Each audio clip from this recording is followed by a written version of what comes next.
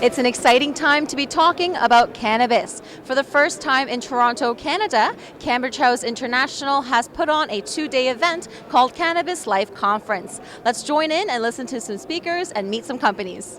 We saw about 700 attendees turn up throughout the course of the 2 days, and we had about 40 companies exhibiting. About 37 speakers hit the podium, and I thought the content was absolutely exceptional. What I've heard most frequently is that people are impressed with the variety and the eclectic nature of what they've seen on the podium. Right now is a good time for this conference because we've seen a massive population of new cannabis consumers enter the space, and what they need is questions answered. These are individuals who maybe haven't participated because of the stigma or possibly have based their decisions strictly on what's legal and what's not, and now they're considering cannabis as an alternative medicine. And so what they need is clarity and information, and that's why it's important, more important now than ever, that we bring people together. We're all about informing, connecting, and entertaining. And so if we can provide information and guide people in their decision making, that's our role. One of the goals for this event was to have a nonpartisan approach to the cannabis industry. All attendees were provided with information and access to experts to clear up the haze on this complex and ever-popular industry. So we have a variety of different speakers doing keynote presentations and panel topics, and they've covered all different subjects such as policy and legalization. We had Jodie Emery, Abby Roach, and we had Brian Taylor, cannabis activist since the 1990s, and they just covered what's going on with the legalization and the future of the cannabis industry.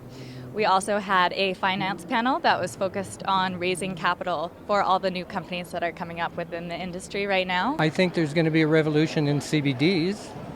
I think as the prairie farmers get the right to basically divert in the field their bracken flower so that they can then process it for CBD production, I think you're going to see a major bust in the market. There's going to be more supply. I think the companies that'll survive will be the ones that have established credibility. So we're gathering everyone from the Canna Curious, those who are new to the industry or just generally passionate, giving them a place to connect and come together as a community. We've got a full spectrum of the industry gathered, so just really giving a place to share, connect, and build a network. This conference has been especially unique in the quality of the conversations.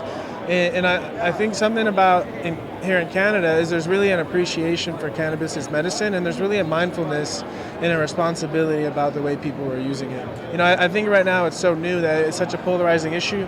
People are either saying it's the best thing in the world and are not looking at the potential side effects, or people saying this is the devil's drug and it's really dangerous. And I think the truth, like most of the time, is somewhere in the middle. But I think there's tremendous potential for people changing the way they view health. To join the conversation on cannabis, make sure you check out SmallCapPower.com for all of our coverage. I'm Rachel Lee for SmallCapPower.